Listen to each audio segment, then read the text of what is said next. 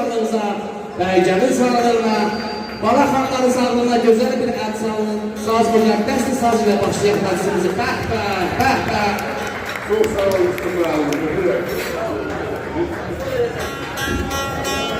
teşekkür ederim. Bütün məlumatla vardı, hamısını verdim, yeter bir şey koydum bu kadar. Öpürəm, ancaq bu cəbindən toyun mübarək olsun. Hoş gəlmişsiniz, gələn ayaqlara zahir olmasın.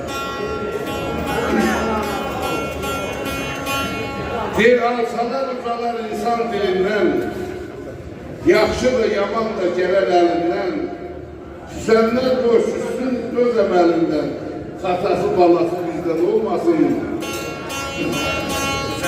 Dosta lazımdırsa verginin canın, bu yerlərdən gəlsin şöhrətin şanın, gözəl neymətini dostluq dünyanın, olsa dərin olsun, bizdən olmasın. Qeyrətdən deyil mi çəkdirmək cəfa, şişo dəyişi deyilində cəfa versin. Qeyrətdən deyil mi çəkdirmək cəfa, dostluq görsəsin səxavət bəba, yetimə yel ola xəstəyə şəfa, dərdlərin davası, bunu sözdən olmasın, qeyrən kimi axşəkkənlərin söz kimi əməllə olsun. Qırarsın, küləyin önündə duraq, sönməsin yanmağa başlayan sırar, çəşidi balqanı bir yeri olar, en sunağlıya gözdən olmasın. Ancaq deyirlər ki, gözdən olar. Şairlər deyir ki, ürəkdən olsun, ürəkdən olar. Mən də birinizə gülü havasıyla, bu soğuk dolarla Allah bana.